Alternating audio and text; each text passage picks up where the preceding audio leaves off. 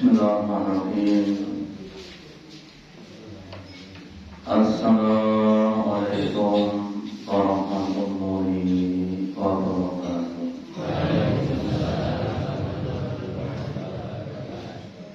Alhamdulillahilladzi at'ana bi ni'matil iman wal islam. Asyhadu an la ilaha illallah wahdahu la syarika lah wa asyhadu anna Muhammadan abduhu wa rasuluhu la nabiyya wa la rasula ba'dahu.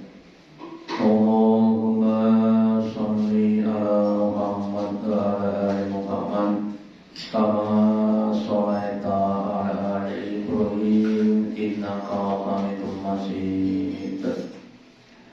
Wa barik ala Muhammad wa ala ali Muhammad kama barakta ala ali Ibrahim innaka Hamidum Majid. Qala Allahu ta'ala fi kitabil karim. A'udzu billahi minasy syaithanir rajim.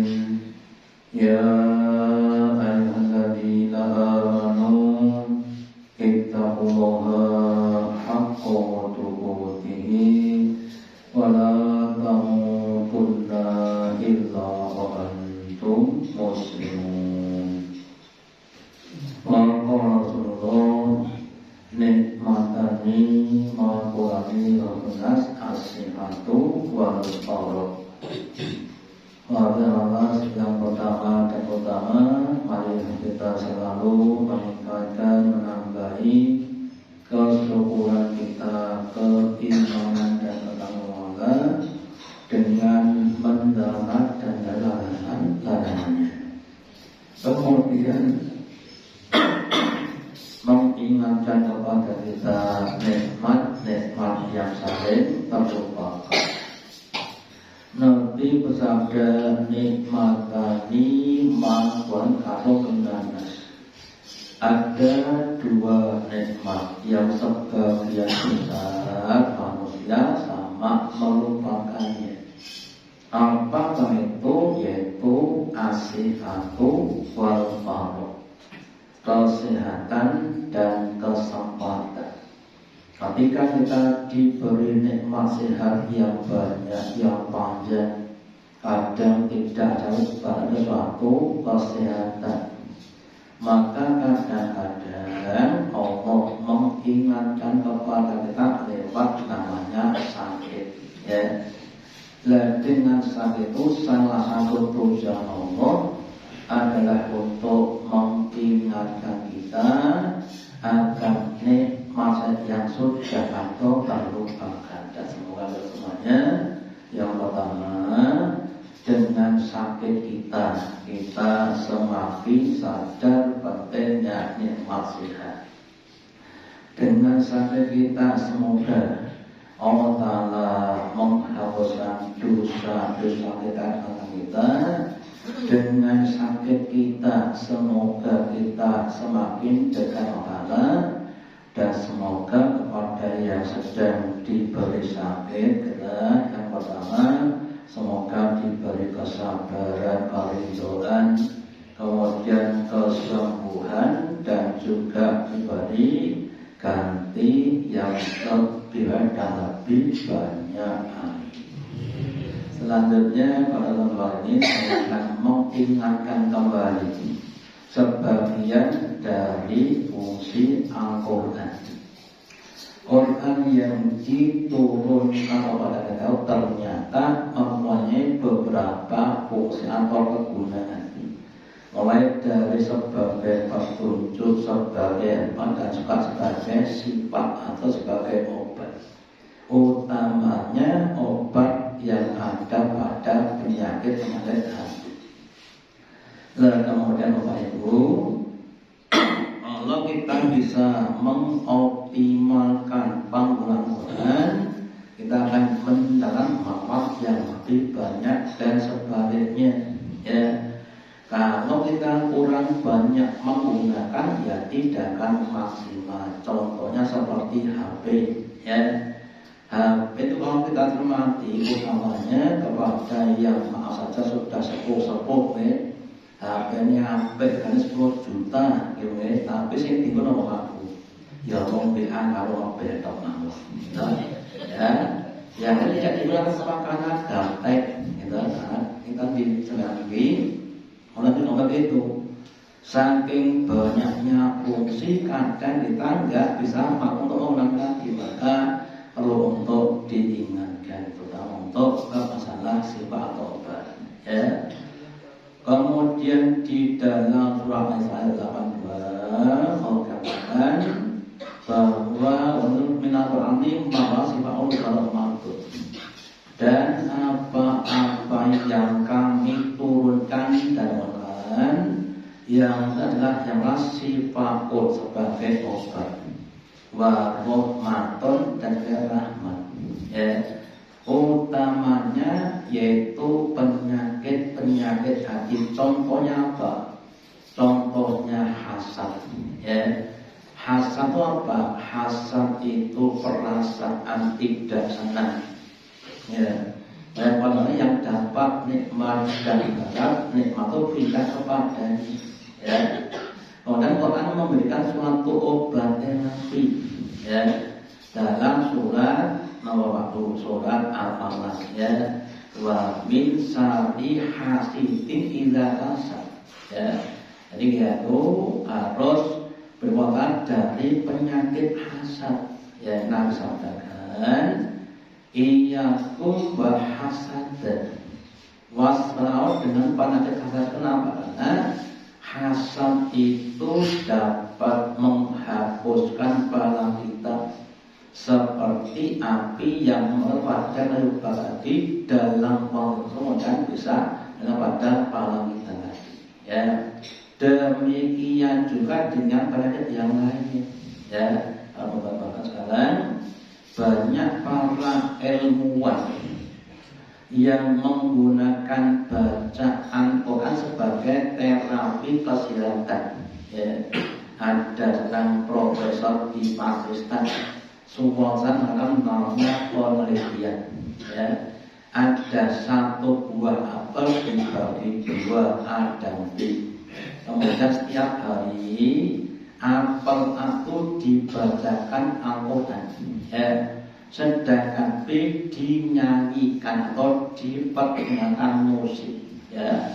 Setelah 15 hari ternyata apel itu lebih sekali dibanding dengan apel tadi. Sehingga secara medis Bapak Ibu, bacaan Quran itu ternyata mempunyai dampak yang terhadap pribadi atau badan kita dibanding dengan musik tadi ya. Yang lainnya yang saya sampaikan ya, ada seorang anak namanya Fajar dari kalangannya yang dia lahir dalam keadaan lumpuh otak ya. Otaknya lumpuh ya. Kemudian bapak ibunya memperdengarkan selama 24 jam sehari semalam ya. Dan istilahnya mulut terus ya. Sampai umur 11 tahun tuh hafal 30 juz Al-Quran ya. Kita kan tidak lumpuh otak kita, tapi sampai 60 tahun menghafal Al-Quran kita itu begitu Bapak ya. Kita itu jadi kita usahakan sebagai terapi kita atau yang lainnya namanya najat juga begitu. Najat dari NTB itu juga begitu. Banyak dalam keadaan lumpuh otak juga yang nggak bisa bicara, kemudian dibacakan terus Quran itu 24 jam ya. Kenapa ya? Apa Al-Quran tadi yang makanya ya. Ada orang yang tanya sama saya, Pak ben apa kalau caranya gampang caranya emang rumok neko anda dino pagi 1 juz sore 1 juz ya. Setengah bulan apa rumok nih ya. Aku mereka namanya jadi apa sendiri gitu ya. Ya kita usahakan tiap hari kalau nggak baca ya dengar ya. Mbak, minimal berapa? 1 juz atau 2 juz. Nah, itu dibiasakan. Ya. Wa rahmatun, dan sebagai rahmat. Apa? Rahmat itu belas kasih. Petunjuk yang kemudian dengannya kita akan jadi lebih baik. Contohnya, ya, dalam apa? Dalam jual beli. Kalau secara umum namanya jual beli itu sifatnya penjual itu biasanya kepengin cari untung yang sebesar-besarnya. Nek perlu dengan mungkin pada pembeli tadi. Dan kalau pembeli juga begitu, pembeli itu sifat dasarnya pengen beli barang sing kathah apik tur. Ini sifatnya pembeli. Ya. Sehingga dimungkinkan setan menggoda pada keduanya. Sing pembeli ngapus sing dodol, sing dodol ngapus sing pembeli. Gitu. Kemudian orang dengan suatu rahmat, wahai pemegang penjual, hendaklah kamu jual beli dengan cara yang adil. Ya, jika kamu jual dengan adil, maka tak kasih berkah. Ya, uang yang diterima akan jadi berkah dan sebaliknya. Sehingga kalau kita jual beli kalau bisa, monggo diusahakan jangan sampai ada unsur-unsur untuk merugikan pada pihak lain. Ya, kalau kita jadi penjual jangan sampai punya untuk merugikan pada pembeli dan sebaliknya tadi. Bahkan Allah menekankan wala tamulu kata bainakum. Ketika kamu bermuamalah itu kamu jangan melupakan keutamaan kepada orang lain. Ya, sehingga ketika kita jual itu kita seharusnya memuliakan pada pihak lain. Contohnya, ya, kita sebagai penjual, ya, kemudian kita sudah angkat jual beli. Ini berapa? 5 juta. Gitu ya. Dan dari teman-teman apa? Setelah dibayar kemudian kita kasih diskon. Ya, ini 4 sahabat saya yang usah 5 juta itu seperti itu. Ya, jadi untuk pembeli, ya, jadi usahakan dalam kita harus berbuat untuk pada orang lain. Itu sebagai suatu rahmat. Ya, semakin banyak kita berdoa, maka semakin banyak rahmat kita dapatkan dan sebaliknya. Ya. Kemudian bagi orang-orang yang zalim, orang akan menambah kerugian, membuat hatinya bunet atau hatinya itu menyesal. Contohnya begini, ya, yang namanya orang-orang yang ingin itu berusaha bagaimana caranya merugikan pada orang lain. Ya. Kemudian Quran mencegahnya, ya, sehingga dia kemudian merasa ada halangan tadi. Kita semuanya jangan jadi orang-orang yang zalim, sebaliknya jadi orang-orang yang adil. Contohnya laki. Umpamanya antara suami dengan istri, oke. Kalau menurut aliran atau paham sekuler, ya, ada namanya hak. Ini nomor hak. Ya, suami punya hak, itu juga punya hak. Kemudian masing-masing saling menuntut pada haknya pada pihak lain. Ya, sehingga kadang-kadang berarti namanya percekcokan. Sementara Islam mengajar kita bukan asalnya kewajiban.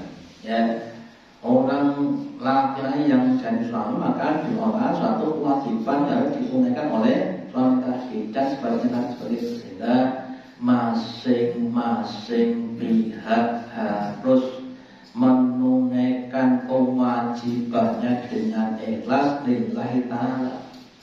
Seorang suami itu wajibnya adalah menang atau ada istrinya, ya, dengan ikhlas lillahi ta'ala. Ya, dimasake blondo kan dimasake itu apa? Tunggu demi, ya. Ya Allah, ya sih, ya, itu juga begitu, ya. menunaikan kewajibannya melayani suami, ya. Di blonjo alhamdulillah, di blonjo alhamdulillah, ya. Yang penting kan sama-sama menunaikan kewajiban itu masing-masing, ya, jadi satu kemaslahatan, ya. Dan kemudian tentunya jadi usahakan kita itu menjadi orang-orang yang adil, ya. Terus kemudian disebutkan juga kul kata Muhammad hubungannya amanu dan wasifah. Katakan kepada orang beriman bahwa sebagai hudan, sebagai petunjuk, wasifahun dan sebagai obat. Kalau ibadah kita itu orang yang sedang menempuh satu perjalanan hidup, ya, dari lahir sampai mati tujuannya adalah surga. Ya, di tengah jalan banyak godaan setan, ya. Kemudian Allah berikan petunjuk atau namanya Google Map, petunjuk tadi, ya. Contohnya umpamanya bab masalah makan, ya saya sampaikan. Banyak orang tuh ketika makannya masih banyak yang salah. Kita contohnya makan itu usahakan pakai tangan kanan bukan tangan kiri, ya. Kenapa? Ya, Nabi sabdakan kul biyamini, maka dengan tangan kanan. Terus di baliknya Nabi sabdakan bahwa setan itu kalau makan dan minum pakai tangan kiri, ya, secara medis babu, ya, kepala itu dibagi dua, ya, kanan dan kiri, ya. Kanan itu isinya apa? Kognitif, pengetahuan. Kiri psikomotorik, keterampilan, ya. Kemudian berhubung silang dengan badan ini, ya. Jadi yang kanan ini dengan tangan kiri, yang ini dengan tangan kanan, ya. Lah makan itu termasuk pengetahuan atau keterampilan, Pak Bu? Maka termasuk keterampilan atau pengetahuan? Keterampilan, ya. Kalau banyak dari sini kita jadi pas, gitu. Kalau kita pakai tangan kiri, bukan dengan kognitif itu nggak pas. Lama-lama kan jadi migrain dan tadi. Kemudian kita usahakan, tentunya begitu. Yang berikutnya, makan itu jangan berlebih dan wala tusrifu. Yes. Nek ampun blegetan niku kudune mandek napa terus kudune. Mandek kudune. Kita prakteknya konsep yang batasi konsep. Kita nek pas enak lengkap gratis pakai leket itu tetap. Akibatnya apa?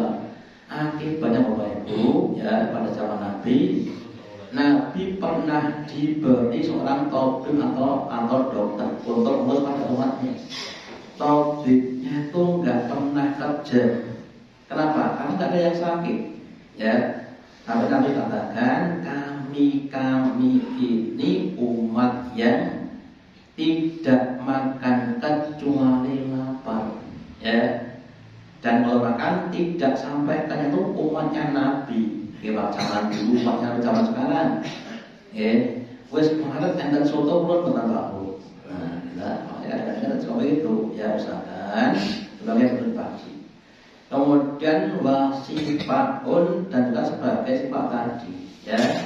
Kemudian bagi orang-orang yang tidak beriman, maka di telinga itu ada waktu, ada sumbatan, ada namanya sumbatan di telinga, sehingga dia tidak untuk membaca pada orang tadi. Sehingga kalau dibacakan Quran biasanya kemudian jadi susah tadi. Makanya usahakan kalau kita pas sakit baru minimal lah, ya, yaitu mendengarkan Al-Quran, ya. Sakit ini kurang didengar Pak Bunda, ya. Sakit kanker ada katakan, ya, bahwa Allah itu yang meluaskan dan menyebarkan rezekinya. Diluaskan itu tujuannya untuk menguji kesuburan, diserahkan untuk pada kesabaran. Jadi kalau pas nggak punya uang, caranya adalah dengan bersabar supaya tetap dapat kebaikan. Ya, nah kemudian yang lain juga begitu. Ya, makanya kita usahakan harus banyak untuk mentadabbur Al-Quran. Bagi yang sudah bisa baca lancar, monggo ditingkatkan. Minimal untuk mengetahui arti dari Al-Quran tadi. Ya. Kepada yang sudah yang belum bisa baca, monggo usahakan untuk belajar Al-Quran terus diamalkan minimal tadi dibaca tiap hari sehingga bisa menjadi terapi bagi kehidupan kita. Ya, kemudian juga Nabi sabdakan bahwa tidaklah sekelompok orang itu berkumpul di rumah Allah yang kemudian mereka membaca dan mempelajari Al-Quran kecuali akan turun para malaikat. Ya. Kemudian malaikat akan menaungi dengan rahmatnya. Ya, sehingga kalau orang itu semakin membaca dan membaca akan semakin namanya akan semakin tenang. Ya, contohnya yang saya sampaikan. Kalau orang itu belum tahu fadilahnya orang yang dizalimi, nek dirasani niku perasaane atine kinten-kinten nesu napa kuwi wae. Dirasani nesu, kenapa belum tahu fadilahnya orang yang dirasakan. Tetapi kalau sudah tahu, ya, bahwa orang yang mendolimi itu artinya akan memberikan sebagai pada orang yang didolimi, ya, maka dia akan jadi tidak simpati. Ya, kemudian Allah akan mengingatkan atau memamerkan mereka di hadapan para malaikat. Ya. Ketika Mbah Nabi Adam diperintah untuk menyebut benda di dalam orang, itu benar bisa nyebut si asli bisa, ya.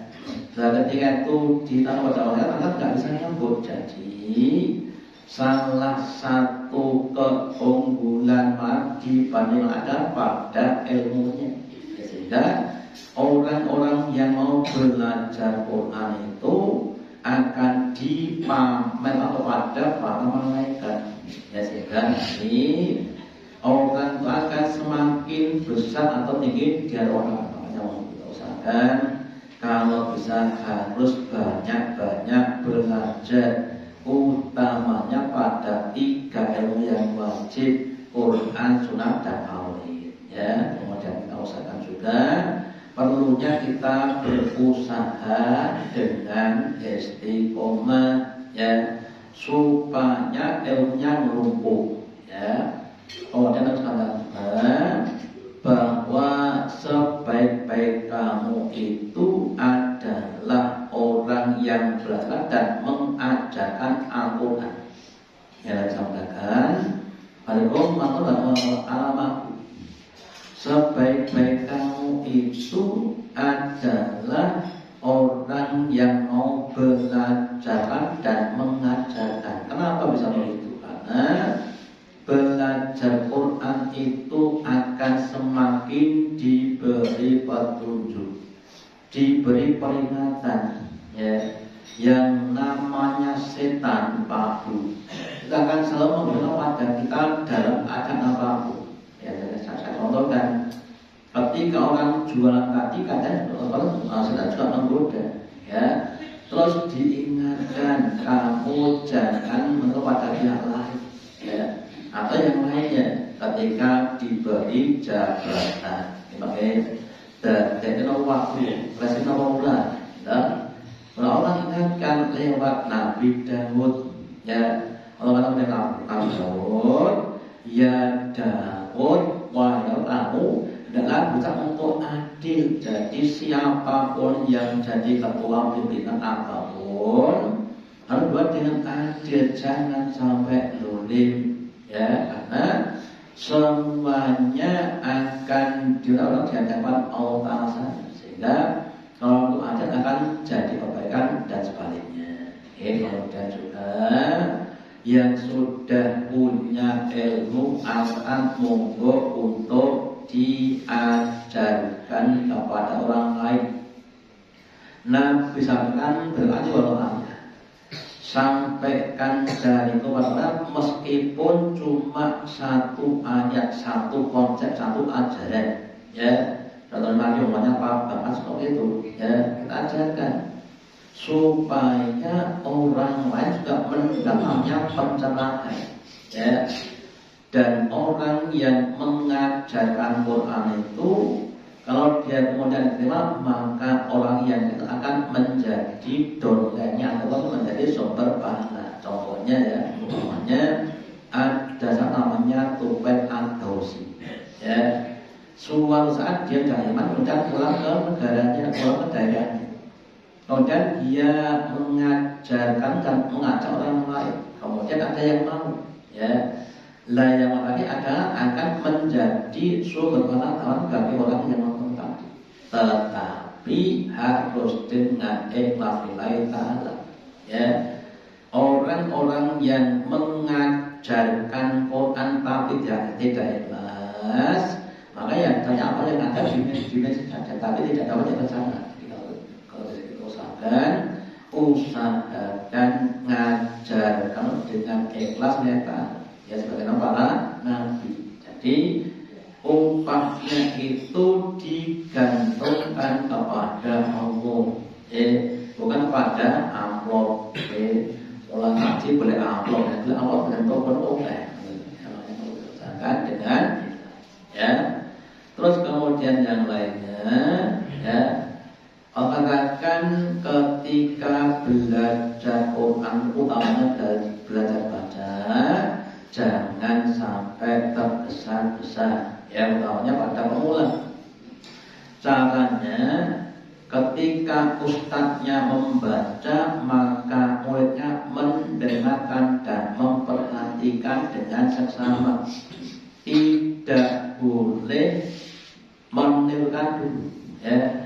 Nah, kalau sudah selesai kemudian baru menirukan apa yang dilakukan oleh yang tadi. Sehingga orang belajar awal monggo dengan sabar belajar Quran. Ya. Kemudian sebagian dari penyakitnya orang baca Quran itu adalah tergesa-gesa beento kata. Kita bisa bacanya Quran nggak usah tergesa-gesa. Jangan sampai meninggalkan kuat untuk mencapai kuantitas. Ya, kita usahakan bacanya dengan tertib, ya, dengan tumaknya nggak usah tergesa. Kalau bisa seperti Nabi baca Quran itu kalau Nabi lakukan ketika membaca ayat-ayat tentang surga terus berdoa. Ya, perintah masuk kepada surga dan sebaliknya. Ya, ketika baca ayat tentang neraka juga begitu. Sehingga ada doa diselipkan pada ketika kita membaca Quran. Bahkan kalau tahu artinya, kita juga contoh yang lainnya. Contohnya yang namanya kita baca tentang kisahnya Nabi Ibrahim.